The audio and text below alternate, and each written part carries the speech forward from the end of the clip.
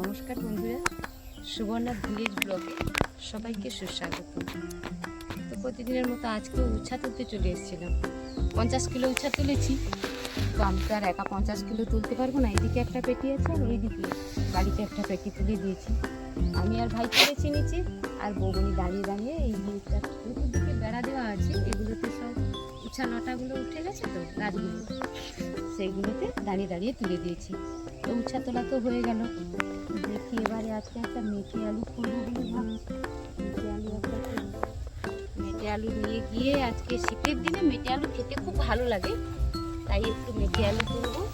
আর মেটে আলু তুলে নিয়ে গিয়ে আজকে পুকুরে নামবো একবার। আজকে গুগলি তুলবো। তো মেদিনীপুরে আমাদের ভালো কথায় গুগলি বলি, তো ব্যাপার গেড়িও বলা হয় একে। এই মেটে আলুটা তুলি এখন।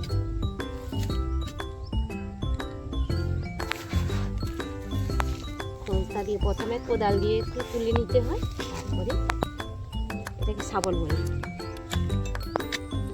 সেটা দিয়ে তুলছি।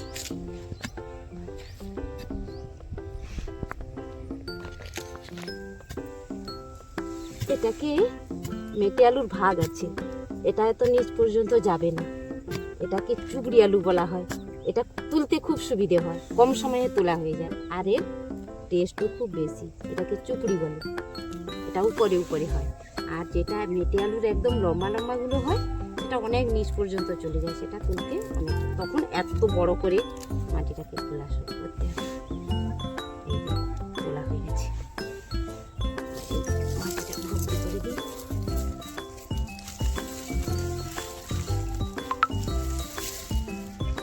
বন্ধুরা, আলুটা তুলে নিলাম। চুপড়ি বলে এটা ছোট হয়েছে, তাতেই চালিয়ে নেবো। আর এই যে কোদাল আর শাবল নিয়ে এখন বাড়ি চলে যাচ্ছি। আর ভাই তো পেটিগুলো গাড়িতে করে নিয়ে চলে যাবে উচ্ছাগুলো। তো এখন বাড়ি যাচ্ছি, বাড়ি গিয়ে আবার কাজ আছে। এখন নিয়ে বাড়ি চলে এলাম। গিয়ে নেবে এসে ভাই তো বললো যে বাড়ি থেকে মেপে নিয়ে যেতে হবে, তাই বাড়িতে এখন উচ্ছাটা মাপলো, মেপে কতটা ওজন করে নিয়ে দেখি, সোজা করে রাখতে হবে, তো না তো ওজন উঠবে না। কত হলো? 22 কিলো 615 গ্রাম। দেখি, হ্যাঁ, এটা 25 হয়ে যাবে। বলেছিলাম 25 হয়ে যাবে। বাহ, দারুণ আইডিয়া তো বাবুর। 25 কিলো তো 25 কিলো, 25 কিলো 400, মানে এটা 22, ওটা 25। কত হলো?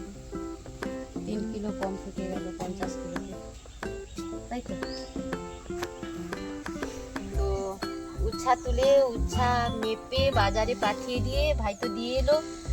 তারপরে এই যে পান্তা খেলাম, পান্তা খেয়ে দিয়ে এখন পুকুরে চলে এসেছি। আজকে ওই যে মেটে আলু তুলে এনেছিলাম না, আজকে গুগলি দিয়ে রান্না করবো। এই জন্য পুকুরে একটু জাল নিয়ে পড়ে গেছি, জালে একটু গুগলি চলে এসেছি।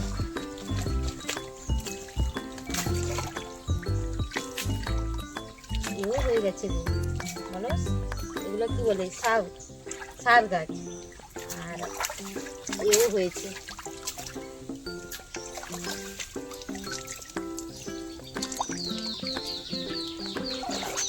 ছোট্ট বড়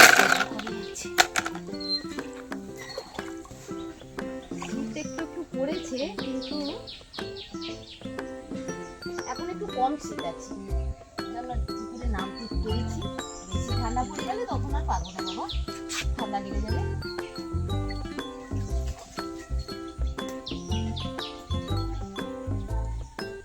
গাছের চেগুলো কেমন, এগুলো দেয় জল নেওয়ার জন্য, কেমন হয়েছে দেখ। আগে এগুলোতে চিংড়ি মাছ বেশি থাকতো।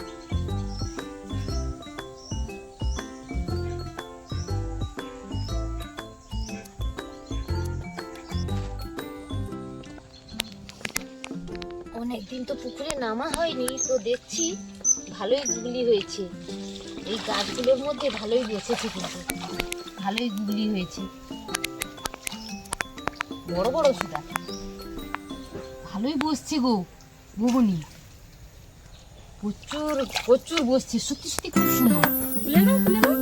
হ্যাঁ প্রচুর বসছে, আমি তো ভাবছি শীতের জন্য নামা হয়নি, ভাবছিলাম মনে হয় যে এগুলোতে হয়তো বসে, কিন্তু না, মুখ থেকে উঠে গেছে। সাবধানে নামে উঠে গেছে। ভালো হয়েছে তো। হয়েছে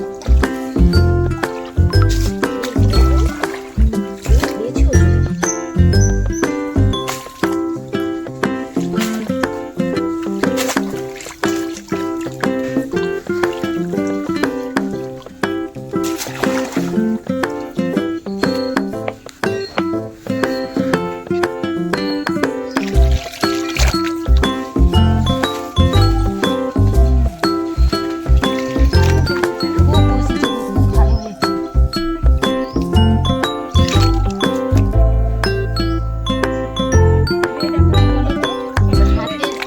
ঘাটের কাছে তো এসে বসে গেছে কাঠে।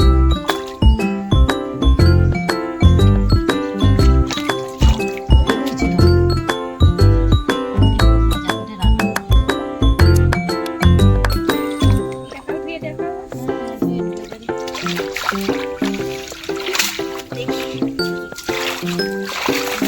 কাদা কাদা আছে, সবগুলোকে একসঙ্গে ধুয়ে নেব।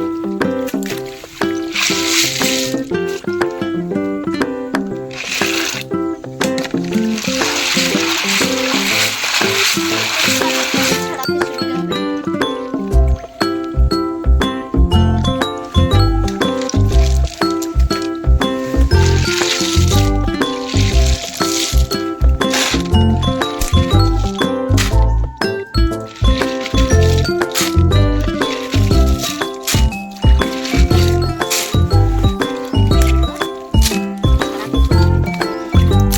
কাদা থাকলে হাতে লেগে যায় তো, ছাড়াতে কষ্ট হয়।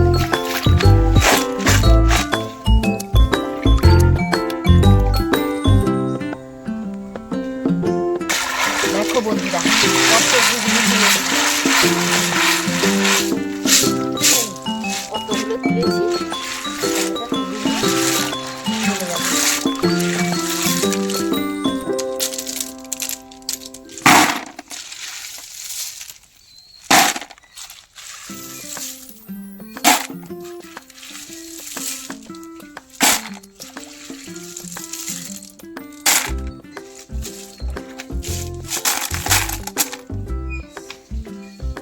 এবারে খোসা ছাড়াতে বসে গেছি। এই যে এইভাবে খোসা ছাড়াতে হয়, অনেকে সেফটি দিয়ে করে, আমি কি করেছি, একটা সুচ নিয়ে নিয়েছি, দিয়ে তাড়াতাড়ি করে ছাড়িয়ে নিতে হবে। আর এই শীতের সোনা রোদ মেখে ঠান্ডাতে বসে গেছি, ছাড়িয়ে নিয়ে আগে এভাবে ছাড়াতে হয়।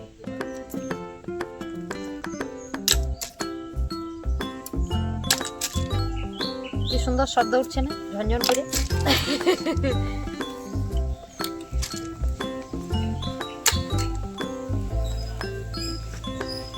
একটা একটা কেটে যায় কিন্তু কম কাটে। আমি খুব যে ছাড়াতে পারি, খুব তাড়াতাড়ি ছাড়িয়ে নিতে পারি, মানে অভ্যস্ত হয়ে আছি এগুলো করাতে। এতটা ছাড়িয়ে নিয়েছি বন্ধুরা, ছাড়ানো চলবে, এখনো অনেকখানি বাকি আছে, তবে এতটা আমি ছাড়িয়ে নিয়েছি। এদিকে প্রেসার রেখে দিচ্ছি আর এদিকে গুঁড়িটা রেখে দিচ্ছি।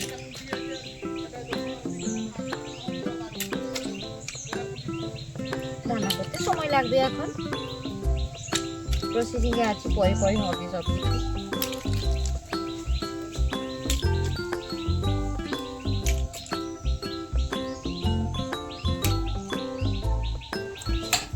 অনেকে কি করে, গোটা গুগলিগুলোকে সেদ্ধ করে এরকম করে ভেতরের মাংস অংশটাকে বের করে। তো আমরা কি করি, আমরা সরষের টিফিন দিয়ে বের করে সেটাকে এভাবে কড়াইতে গরম করে নিই। তাহলে কি হবে, এই যে উপরের যে শক্ত শক্ত অংশগুলো থাকে, এটাকে চাকি বলে, এটাকে বের করে নিতে সুবিধে হয়, খুব তাড়াতাড়ি কাজ হয়। এটা হয়ে গেছে এখন। এবারে আমি এটাকে এখানে এই বেলার মধ্যে ঢেলে নিয়ে আমি এটাকে ছাড়াতে নিয়ে যাবো ওপরের অংশটা।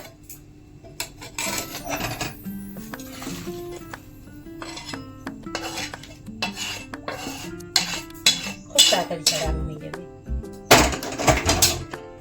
এখন শীতকাল, বেলা ছোট, এমনিতে কাজও প্রচুর থাকে, তাই তাড়াতাড়ি পাপড়। এবারে সেদ্ধ করে টিউলের কাছে নিয়ে চলে এসেছি। তাড়াতাড়ি কাজের জন্য তো খুব তাড়াতাড়ি কাজ করতে হয়, মাঠের কাজ, ঘরের কাজ সামলাতে পারি না, তাই এই যে বসে রেখি। এখন এইভাবে করলে কাজটা তাড়াতাড়ি হয়। আর এইগুলো কি সুন্দর বেরিয়ে যাবে, এই যে হাতে এরকম সব লেগে যাবে হাতে। আর এই তো জলের প্রাণী, তাই জলে যে থাকে এই যে ধুয়ে দিলে এর সব যত যা কিছু আছে সব পরিষ্কার হয়ে যাবে। আর কি একটা সেখানটাকে এইভাবে খাবো।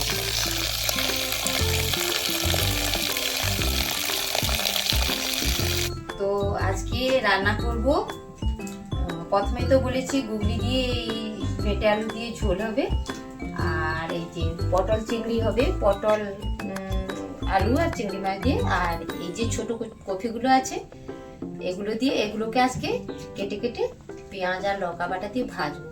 এটা ছোট হলো তো কি হলো, এটাকে কি বলে, আমরা যখন বড় ফুলকপিটা কেটে নিই তখন তার গোড়ায় একটা করে গাছ উঠে যায়, সেই গাছ থেকে এই ফুলকপিটা হয়। এটাকে লাড়া কপি বলে, কিন্তু এর টেস্ট ভালো, এটা সার ওষুধ কম কম থাকে, এটা খেতেও খুব ভালো, খুব সুন্দর। এটা পোকা হয় না, এত তো ওষুধ প্রয়োগ হয় না, কিন্তু তবুও এতে পোকাটা হয় না। এখন কপিটা কেটে নেবো, তারপরে এটাকে আবার ডুবো ডুবো করে কাটবো পেটে আলুটাকে। আর ওইদিকে উনুন জেলে দিয়েছি, উনুনটা জ্বলছে। এবারে এইটাকে কিছু একটা সবজি কেটে আগে তাকে বসিয়ে দিই, ওইদিকে উনুনটা জ্বললে সুবিধা হবে, তাড়াতাড়ি হয়ে যাবে। এই পেটে আলুটাকে ডুবো ডুবো করে কেটে নিচ্ছি। আর হ্যাঁ, এই যে পটল চিংড়ি করবো বলেছিলাম না, এই পটলটাও কিন্তু আমাদের মানে সবজিটা আমাদের চাষই হয়। বেড়া যে আছে, বেড়ার মধ্যে ভাই গাছ লাগিয়ে রেখেছে, ওইখানেই হয়ে যায়। অনেক অনেক পটল হয়, কিন্তু অনেকে তুলে নিয়ে যায়, আমরাও কিছু খাই, আবার অনেকে তুলে নিয়ে গিয়েও খাই, ভালো লাগে, সবাই খায়। এই যে এখন তেল দিয়ে দিচ্ছি কড়াইতে। আমি গুগলি আর ওই পেটে আলুটা ভেজেই তুলে রেখেছি আগে থেকে। আর আমি সবসময় লোহার কড়াইতেই রান্না করি, কারণ লোহার কড়াইতে রান্না করলে শরীরের আয়রনের ঘাটতি হলে সেটা কিন্তু আমাদের ওটা পূরণ করে দেয়, তাই আমি সবসময় এই লোহার কড়াইতেই রান্না করি। তো তেলটা দিয়ে দিয়েছি এখন, ঠিক আছে। এবারে প্রথমে কি করব, গরম মশলা ফোড়নে গরম মশলা দিয়ে দিলাম।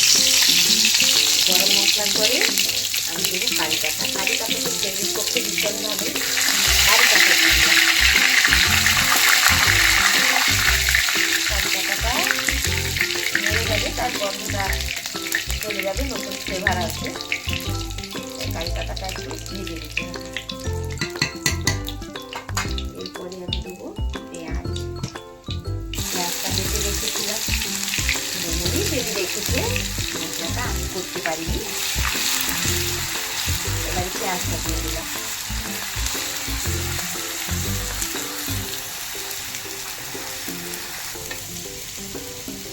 এবারে পেঁয়াজটা তো লাল হয়ে গেছে, ভাজা হয়ে গেল। এবারে আমি আদা বাটা দেবো।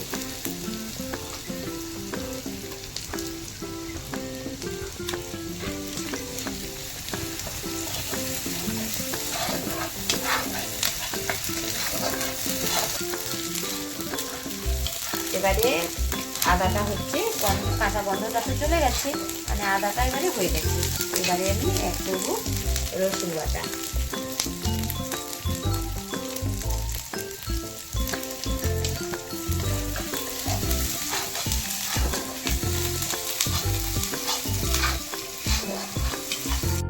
এবারে তো রসুনটা হয়ে গেছে, এবারে আমি বাটা লঙ্কা দেবো। আমরা শিলনোড়ায় বেটে রান্না করি, তাই বাটা লঙ্কা অ্যাড করছি। আর কালারের জন্য কি দেবো, একটু শিমলা মির্চ দেবো, শিমলা মির্চ। এবারে দেবো হলুদ,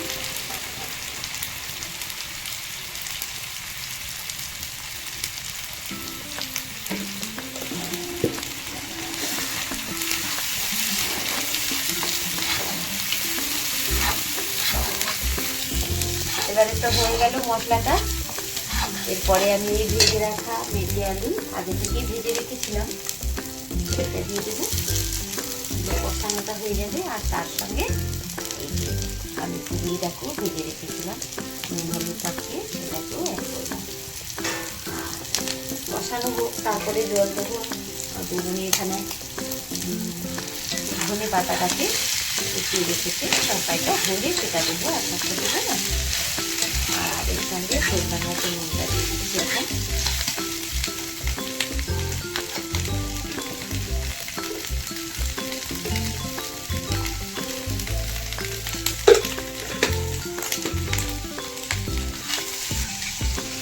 এবারে কষানো হয়ে গেছে, তেলটা ছেড়ে গেছে। এবারে কষানো হয়ে গেছে, এবার পরিমাণ মতো আমি জল দিয়ে দেবো।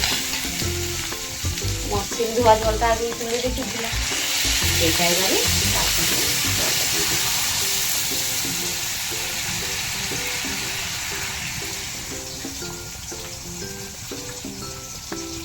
একটু জল দিতে হবে, কারণ এই মেথি আলু যখন সেদ্ধ হয়ে যাবে তখন কিন্তু আর ঝোল থাকবে না, একদম বসে যাবে। তাই একটু ঝোলটাতে একটু বেশি করে জল দিতে হবে। আর ওইদিকে ভাতের হাঁড়িও ফুটছে, একসঙ্গে ভাত আর সবজি একসঙ্গেই হয়ে যায়। চুলিতে রান্না করি তো, একসঙ্গেই হয়ে যায়।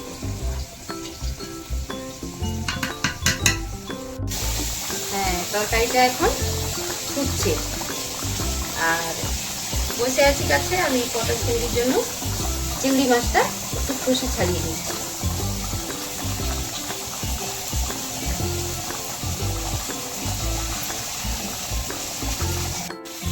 আলুটা সেদ্ধ হয়ে গেছে, তরকারিটা হয়ে গেছে। এবারে আমি নামিয়ে নিচ্ছি গামলাতে করে।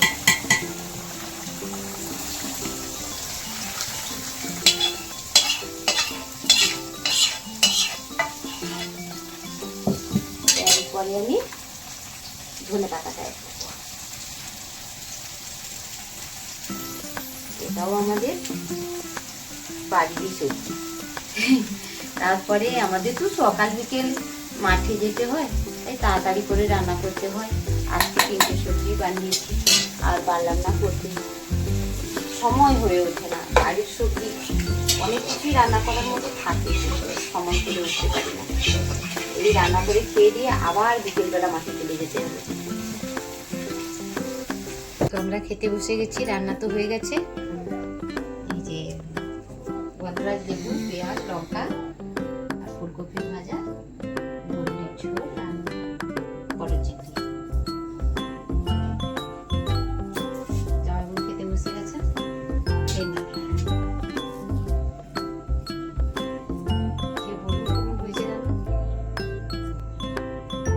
সবগুলো সুন্দর। ফুলকপির ভাজাটাও ঝাল ঝাল হয়েছে, আর এই ঘুগনির ঝোলটা ধনে পাতা দিয়ে তৈরি তো, তাই একটু স্বাদটা অন্যরকম ভালো লাগছে। পটল চিংড়িটাও ভালো, সব মিলিয়ে এক কথায় ভালো, খুব ভালো।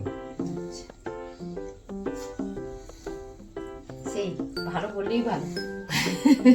চেষ্টা করি ভালো করার জন্য, তো কতটা পারি জানি না। ভালো রান্না।